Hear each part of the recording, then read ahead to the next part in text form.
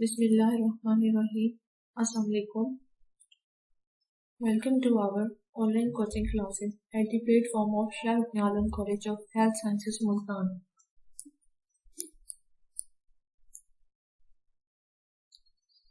आज जो हमने न्यू चैप्टर स्टार्ट करना है वो है anatomy and physiology of respiratory system.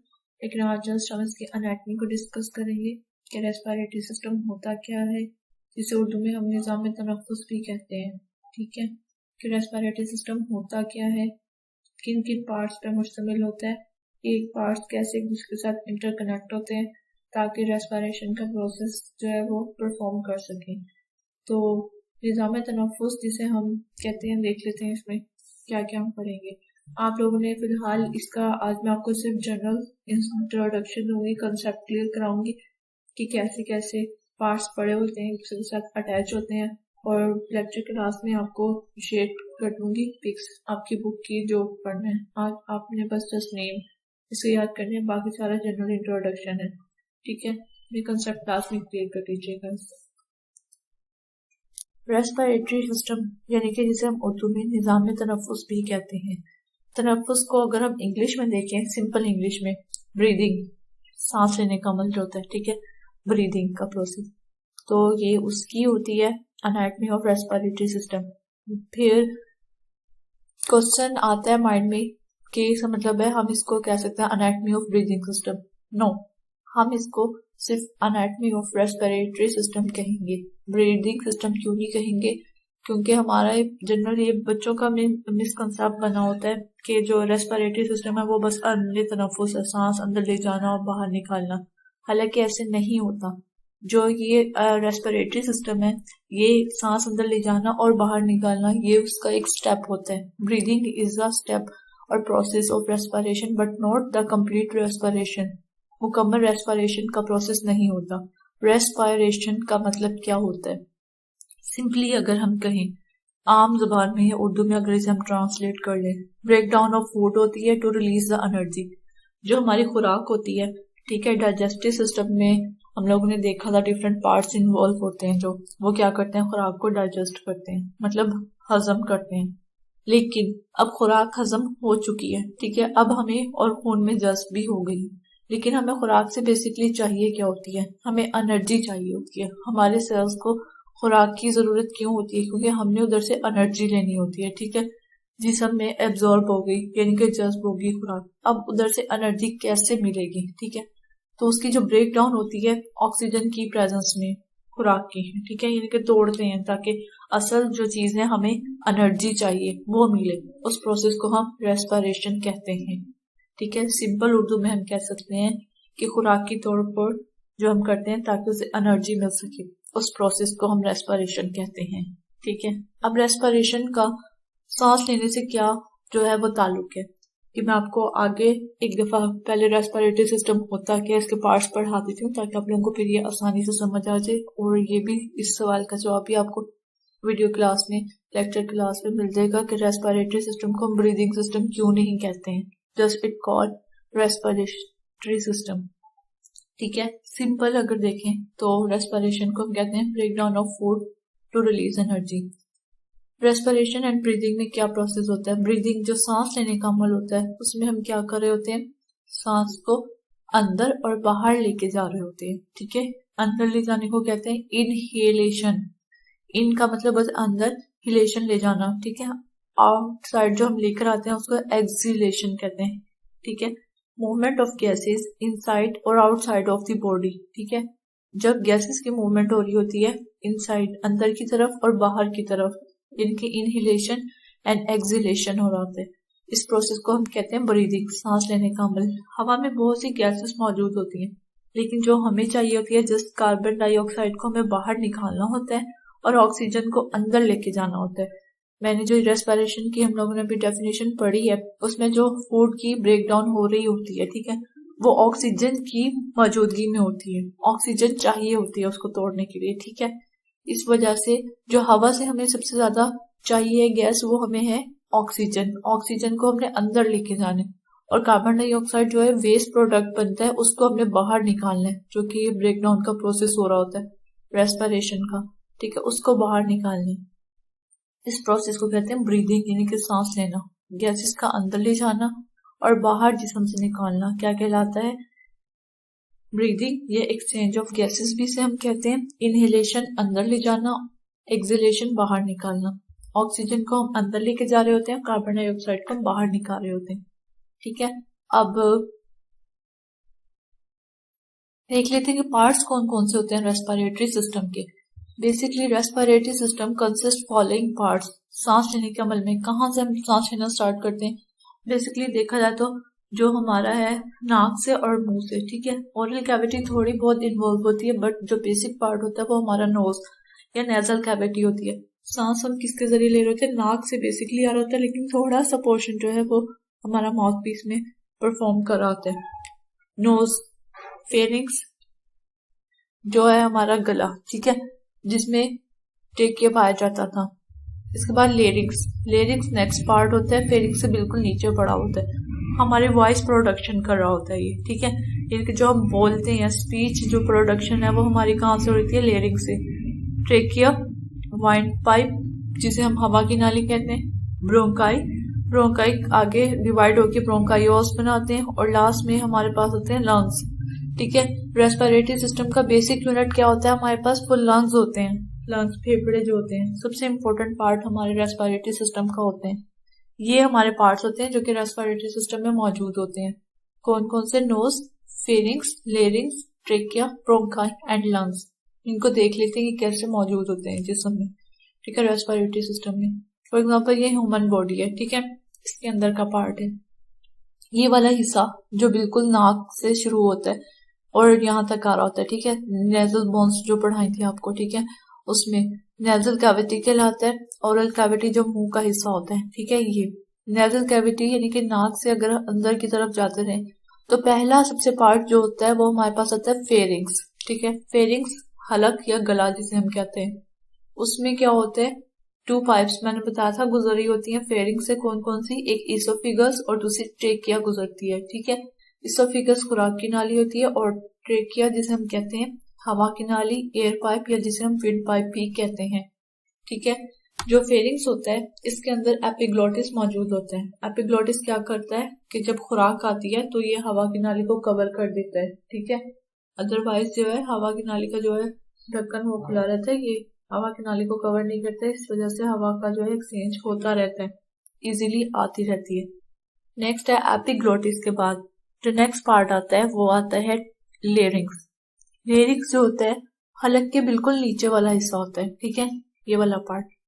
Pharynx होता है हमारा गला या हलक होता है, इससे बिल्कुल जो नीचे होता है लेरिंग्स, जो हमारी वोकल कॉर्ड्स को बनाता है। वोकल का मतलब होता है वॉइस से निकले आवाज को पैदा करता है। ठीक है, आवाज पैदा करने वाला सिंपल अगर से कहें तो हम बॉक्स भी कहते हैं। ठीक है, वॉइस ऑपरेटर्स यानी कि जहां से हमारी आवाज पैदा होती है, लेरिंग्स से हमारी आवाज पैदा होती है।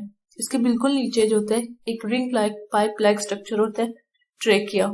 ठीक है, उसमें क्या होता है रिंग की तरह के जो होते हैं, ring like not ring.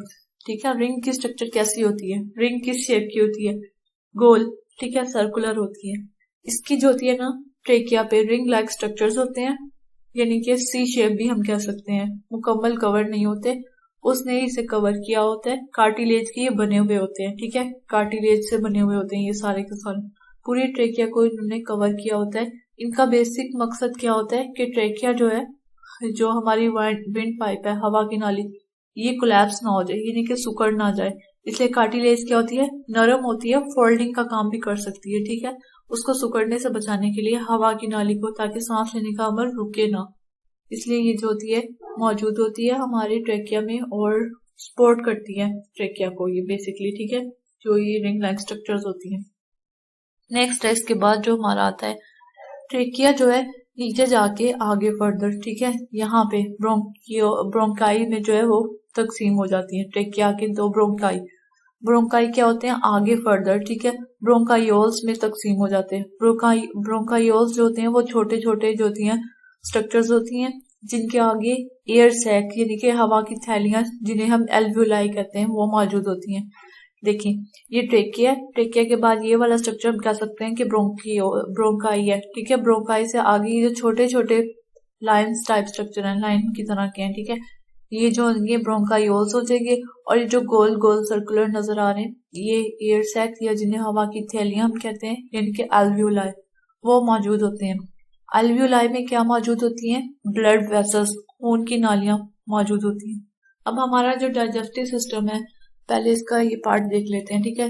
Next जो होता है इसके बाद हमारा जो लंग्स, अब आप सोच रहे होंगे कि लंग्स कहाँ मौजूद है इसमें, तो लंग्स बेसिकली जो हमारा ये ब्रोंकायोल, जहाँ पे ट्रैकिया डिवाइड हो जाता है आगे आगे, ठीक है, ब्रोंकायोल से और एल्वियोलाई, ठीक है, ये सारे मिलके हमारा लंग्स बना रहे हैं, जो हमारे रेस्पिरेटरी सिस्टम का प्राइमरी यूनिट है।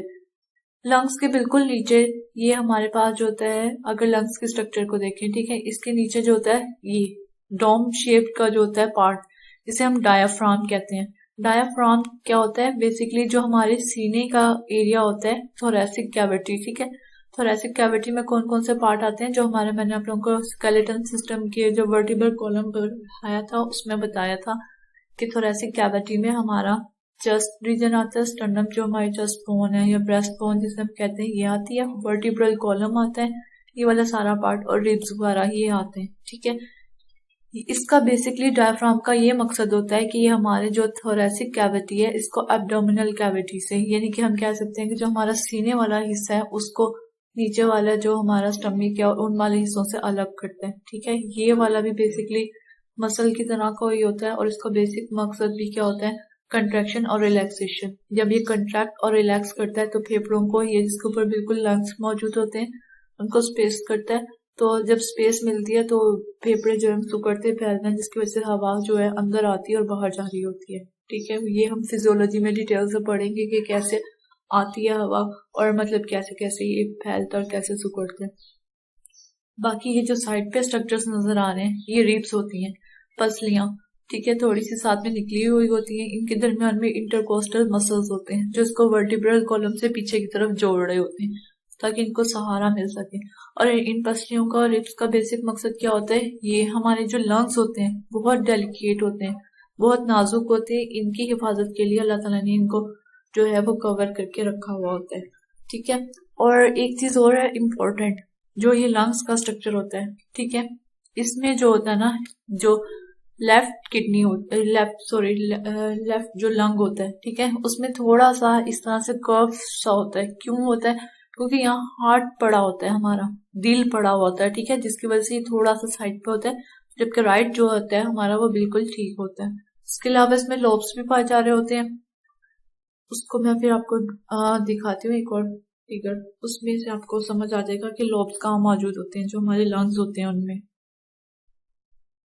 ये वाला स्ट्रक्चर देखिए, ये डायग्राम अगर देखें, ठीक है, ये जैसे हमारे जो है लंग्स वाला पार्ट आ जाता है, ठीक है। इसमें ये देखें, इसमें जो है हमारे पास जो लेफ्ट जो लंग होता है, ठीक है, जो इसमें हमारे पास 2 लोब्स होते हैं।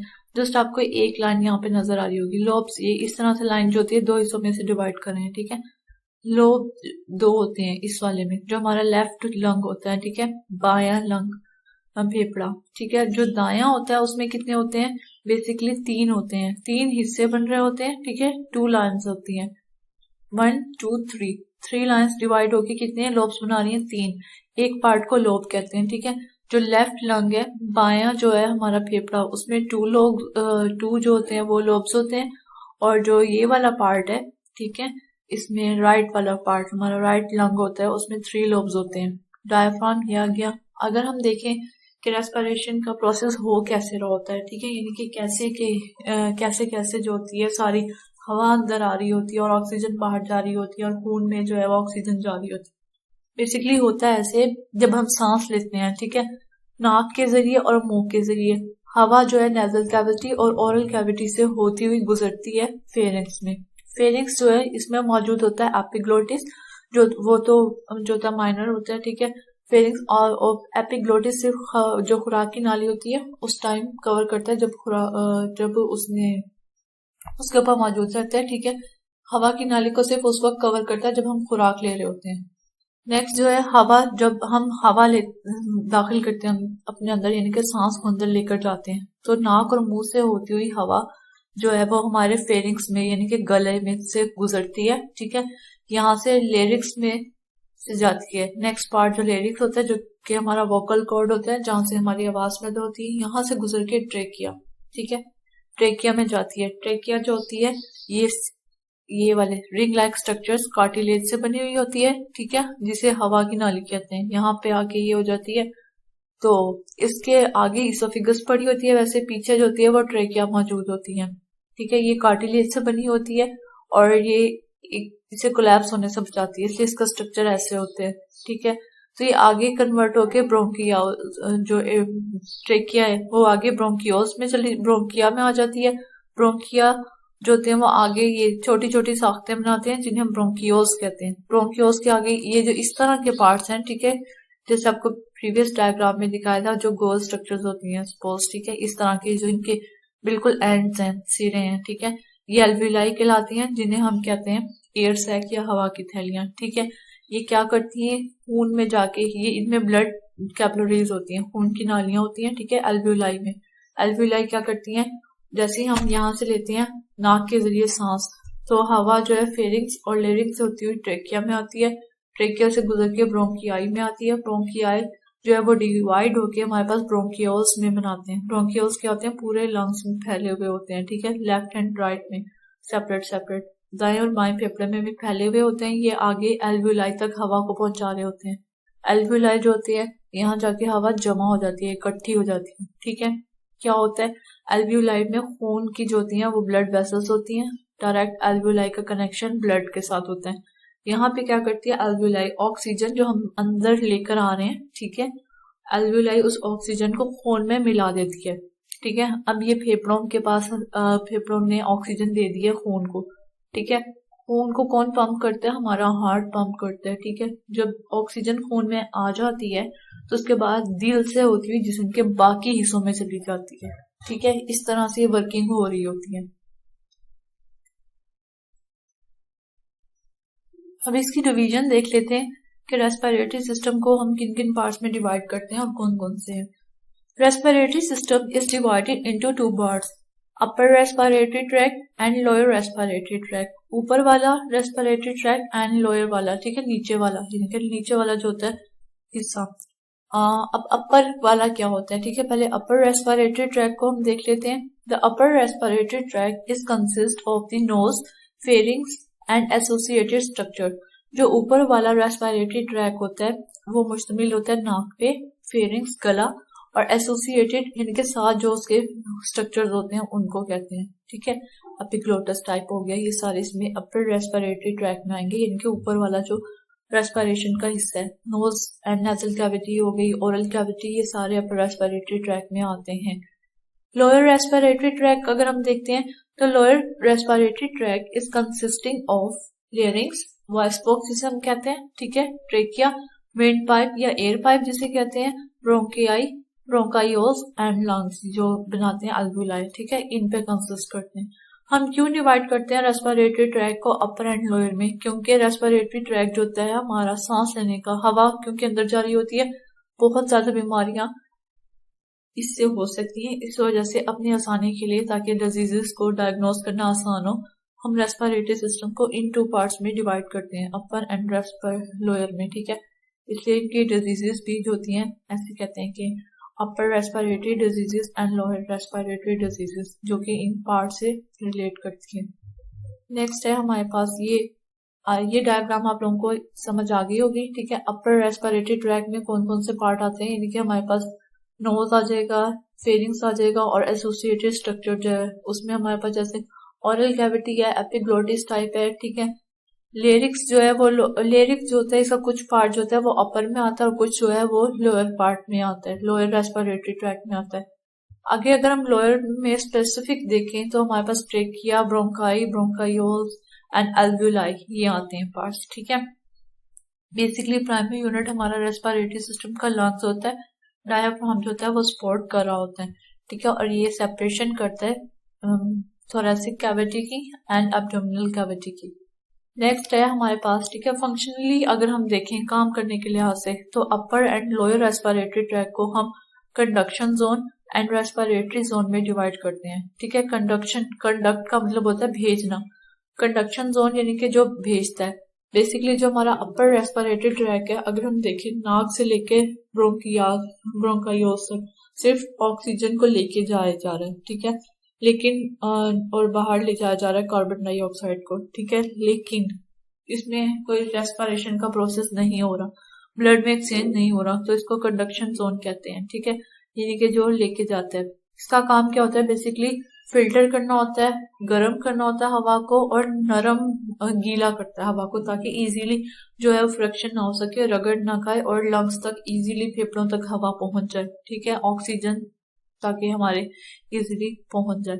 रेस्पिरेटरी जोन यानी कि जहाँ पे रेस्पिरेशन का प्रोसेस होता है वो जस्ट एल्वियोलाई में होता है, क्योंकि वहां पे ब्लड वेसल्स मौजूद होती हैं, जिसकी वजह से खून जो है उधर आता है और वहां से ले लेता है सारी की सारी ऑक्सीजन को। फिर आगे इम्पोर्टेंट चीज एक और जो है रेस्पिरेटरी म्यूकोसा, ठीक है, कैसे म्यूकस और ये कैसे क्या चीज होती है इसके अंदर जो कि ये पैदा करती है, या हवा जो गुजर रही होती है उसको गर्म करती है और जो है नमदार बनाती है, क्योंकि अगर ड्राई एयर होगी तो वो तो जो भी हमारा रेस्पिरेटरी ट्रैक है उसको फ्रिक्शन उसमें काज करेगी। इसलिए जो रेस्पिरेटरी म्यूकोसा होता है बेसिकली ये एपिथेलियल सेल्स की लेयर होती है जो कि म्यूकस बनाती है। म्यूकस क्या होते हैं, ठीक है, म्यूकस जिसे आम जबान में फॉर एग्जाम्पल हम बलगम भी कह सकते हैं। क्यों ये बनती है हमारे उसमें, जैसे हम हवा को अंदर लेके जा रहे होते हैं तो हमारे नोज में छोटे छोटे हेयर्स होते हैं, ठीक है, उनका बेसिकली काम क्या होता है, जो हमारी बाहर से आने वाली हवा होती है उसमें जो डस्ट और पार्टिकल्स और माइक्रो ऑर्गेनिज्म जरासीम वगैरह पैदा होते हैं, ठीक है, उसको साफ सुथरा करना, पोल्यूशन से पाक करना।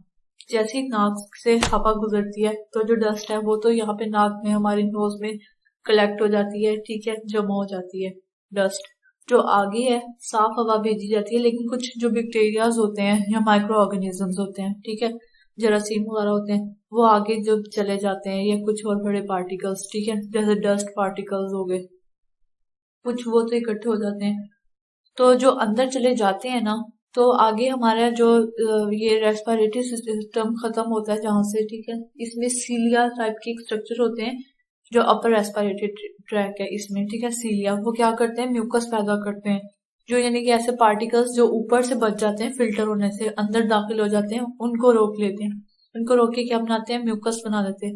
म्यूकस क्या करती है, फिर बॉडी से बाहर उसको निकाल दिया जाता है। इस तरीके से बस बेसिक पर्पस ये होता है कि लंग्स तक, हमारे फेफड़ों तक जो हवा जाए वो बिल्कुल साफ सुथरी हो और किसी किस्म के उसमें कोई पार्टिकल्स ना हो और जरासीम भी ना हो, ठीक है, क्योंकि बहुत डेलिकेट सिस्टम होता है ये, हमारा एल्वियोलाई जो होते हैं बहुत छोटे छोटे होते हैं, ठीक है। अब लास्ट मैंने आप लोगों को कहा था कि हम रेस्पिरेटरी सिस्टम को ब्रीदिंग सिस्टम क्यों नहीं कहते हैं, ठीक है, इसको क्यों रेस्पिरेशन का सिस्टम कहना है। आज इस क्वेश्चन का आंसर देख लेते हैं। क्यों रेस्पिरेशन क्या होती है, बेसिकली ब्रेक डाउन हो रही होती है एनर्जी की, ठीक है, खुराक की ब्रेक डाउन हो रही होती है एनर्जी हासिल करने के लिए।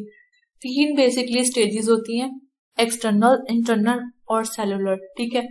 एक्सटर्नल स्टेज वो होती है, देखो रेस्पिरेशन में सिंपल क्या हो रहा होता है, हमने खुराक को तोड़ना होता है एनर्जी हासिल करने के लिए, ठीक है। तो सबसे पहले ऑक्सीजन की मौजूदगी में, ऑक्सीजन कहाँ से आती है, हवा से, तो पहला काम क्या करना है, हमने अंदर लेके जाना है गैसेस को, हवा को, ठीक है।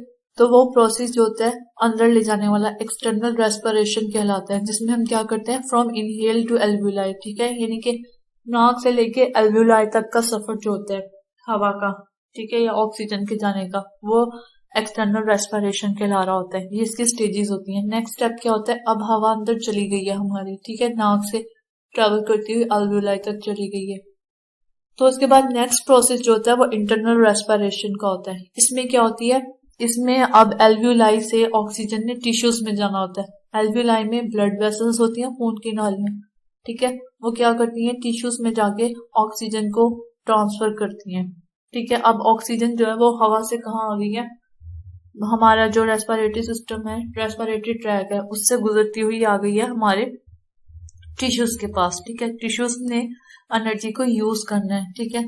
टिश्यूज क्या करेंगे, फिर इसमें सेल्स के लेवल पे ब्रेक डाउन करेंगे, एरोबिक कहते हैं ऑक्सीजन के प्रेजेंस में, ठीक है। सिंपल जो टिश्यूज के पास आती है तो इस सेल्स को देते हैं, और सेल्स क्या करते हैं, जो है ग़िज़ा है, हमारी फूड है, उसको तोड़ते हैं ताकि एनर्जी मिल सके। एटीपी नाम का एक मॉलिक्यूल होता है, ठीक है, जिसमें हमारी बॉडी में एनर्जी स्टोरेज होती है, जो कि डिफरेंट सेल्स होते हैं, डिफरेंट प्रोसेस हो रहे होते हैं, उसकी मौजूदगी में यूज हो रही होती है, ठीक है। सांस लेने का जैसे अमल होता है इसमें भी। ये हमारे बेसिकली था रेस्पिरेटरी सिस्टम का। आप लोगों ने जिसमें याद करने वाले पॉइंट्स हैं आप लोगों के, पॉइंट टू बी रिमेम्बर, ठीक है, कौन कौन से आपने कि आपको पता हो रेस्पिरेटरी सिस्टम के पार्ट्स कौन कौन से हैं, ठीक है। इसकी division upper respiratory system and lower respiratory system है। अपर में हमारे पास कौन से पार्ट आते हैं, नोज आता है हमारा, फेरिंक्स आ जाता है और एसोसिएटेड स्ट्रक्चर आते हैं। और जो लोअर पार्ट्स हैं उसमें हमारे पास आता है, कौन कौन से आते हैं, लेरिंग्स आ जाता है उसमें, ठीक है, ट्रेकिया, ब्रोंकियाई आ जाते हैं, ब्रोंकायोल्स आ जाते हैं, और जो है हमारे एल्वियोलाई, ये हमारे लोअर रेस्पिरेटरी ट्रैक्ट में आ जाते हैं, ठीक है। और उसके बाद जो हमने पढ़ना था नेक्स्ट जो है हमारा, इसकी देखी थी हमने कि कैसे कैसे जो है वो हवा मूव ऑन करती है, कैसे जा रही होती है, और ऑक्सीजन इस तरह आ रही होती है और कार्बन डाइऑक्साइड सेम इसी रास्ते से वापस जाती है। इनके खून से ऑक्सीजन जो है वो खून से जो है ऑक्सीजन देने के बाद कार्बन डाइऑक्साइड जो है ये ले लेती है एल्वियोलाई। एल्वियोलाई से बैक फ्लो होता है ब्रोंकायोल्स में, ब्रोंकायोल से जो है ब्रोंकाई में जाती है कार्बन डाइऑक्साइड, और यहाँ से होती है फिर नाक के जरिए बाहर निकाल दी जाती है। सेम यही जैसे ऑक्सीजन आ रही होती है उससे ऑपोजिट वे से होती हुई कार्बन डाइऑक्साइड जो कि वेस्ट मटेरियल होता है वो बाहर चली जाती है, ठीक है। बस यार, थैंक्स फॉर वॉचिंग वीडियो। आपकी बुक में ये दिया हुआ है कि निज़ाम तनफ्फुस को दो हिस्सों में तकसीम किया जाता है, मलाई निज़ाम तनफ्फुस एंड ज़ेरिंग। मलाई कहते हैं हम अपर को, अपर रेस्पिरेटरी ट्रैक, यानी कि ज़ेरिंग कहेंगे लोअर रेस्पिरेटरी ट्रैक, ठीक है। अपर रेस्पिरेटरी ट्रैक यानी कि मलाई निज़ाम तनफ्फुस में हमारे पास आता है नाक, फेरिंक्स, लेरिंग्स, ठीक है। लेरिंग्स का जो कुछ हिस्सा वो अपर में इंक्लूड किया जाता है, कुछ जो है वो लोअर में, लेकिन ज़्यादातर इसको अपर में ही रखा जाता है और कंसिडर समझा जाता है। ज़ेरी तनफ्फुस निज़ाम तनफ्फुस में हमारे पास आते हैं ट्रेकिया, ट्रेकिया जो विंड पाइप यानी कि हवा की नाली होती है, ब्रोंकाई आते हैं जो कि आगे ब्रोंकायोल्स में तकसीम हो जाते हैं, और फेफड़े यानी कि लंग्स आते हैं। लंग्स फेफड़े जो होते हैं उसमें बेसिकली ब्रोंकियोल्स और एल्वियोलाई होते हैं। एल्वियोलाई हवा की थैलियां, ठीक है। आपकी बुक में से जो चैप्टर में से बस ये आज हमने पढ़ा है, ठीक है। बाकी ये जनरल हर कंसेप्ट था। एनी क्वेश्चन, अगर कोई क्वेश्चन है तो आप लोग में पूछ सकते हैं। Thanks for watching video.